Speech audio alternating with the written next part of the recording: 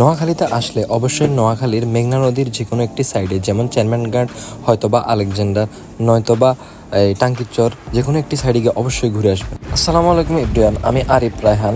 নোয়াখালী আসলে আপনি কিভাবে চেয়ারম্যানঘাট যাবেন বা আলেকজান্ডার যাবেন, এরকম একটি তথ্য আপনাদেরকে দেওয়ার চেষ্টা করব। এছাড়াও এখানে গিয়ে আপনারা কী কী খাবেন বা কী কী অ্যাক্টিভিটিস করবেন, অবশ্যই এসব তথ্য দেওয়ার চেষ্টা করব।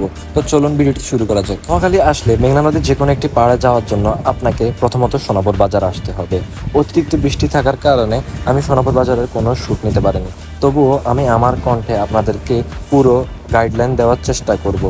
সোনাপুর জিরো পয়েন্ট থেকে আপনারা সিএনজি অথবা বাসে করে 70-80 টাকার মধ্যেই যেতে পারবেন সেই মেঘনা নদীর ঘাটে। এছাড়াও যারা বাইক নিয়ে যেতে চান তারা নোয়াখালী বিজ্ঞান ও প্রযুক্তি বিশ্ববিদ্যালয় রোড হয়ে যেতে পারবেন। প্রায় 40 কিলোর মতো পথ হতে পারে। প্রথমে বলতে ভুলে গেছি, আমরা যে ঘাটটিতে যাচ্ছি এই ঘাটটি হচ্ছে মেঘনা নদীর চেয়ারম্যানঘাট নামে পরিচিত, আর এটি অবস্থিত হচ্ছে হাতিয়া উপজেলার মধ্যে। আর এই ব্রিজটি পার হওয়ার পরে আমরা ঢুকে যাব হাতিয়া উপজেলার মধ্যে। দেখতেই পাচ্ছেন, একটু সামনে এসে আপনারা ঢুকবেন হাতের ডান পাশে, আর এই রোড ধরে প্রায় 5 কিলো গেলে এই হচ্ছে চেয়ারম্যানঘাট বাজার। প্রায় অনেকক্ষণ বাইক রাইড করার পরে আমরা পৌঁছে গেলাম আমাদের সেই গন্তব্যে। আমার সাথে আছে আমার বন্ধু মুন্না এবং জয়।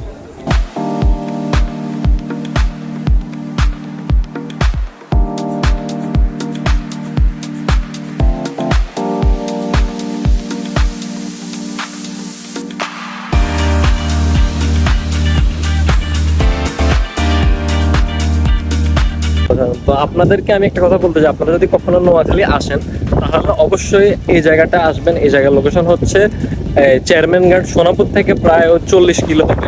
এই জায়গায় দেখেন, এই জায়গাটা দেখতে কত সুন্দর, আমার কক্সবাজার সিরিজের মতো অনেকটা ধরতে গেলে। আর আমার পেছনে এখান দিয়ে আছে রংধনু, কি সুন্দর রংধনু দেখতে পাচ্ছেন, আশা করি আপনারা দেখতে পাচ্ছেন। আর এখন সামান্য একটু বৃষ্টি চলে এসেছে, এই কারণে আমরা এই জায়গা থেকে ত্যাগ করতেছি, কারণ কিছুক্ষণের মধ্যেই বৃষ্টি বেড়ে যেতে পারে। অনেকক্ষণ ঘোরাঘুরি করার পরে আমাদের একটু খিদে লেগে যায়, তো আমরা নাস্তা করার জন্য আমরা এখন যাব এই হোটেলে। নাস্তার জন্য আমরা অর্ডার দিলাম 2টা মোল্লাই পরোটা, সাথে আমাদেরকে দিল মুরগির মাংসের একটু ঝোল।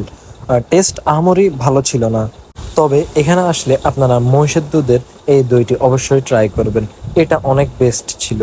তো আজকের জন্য এখানে আল্লাহ হাফেজ। আশা করি আবার দেখা হবে নতুন কোনো ভিডিওতে।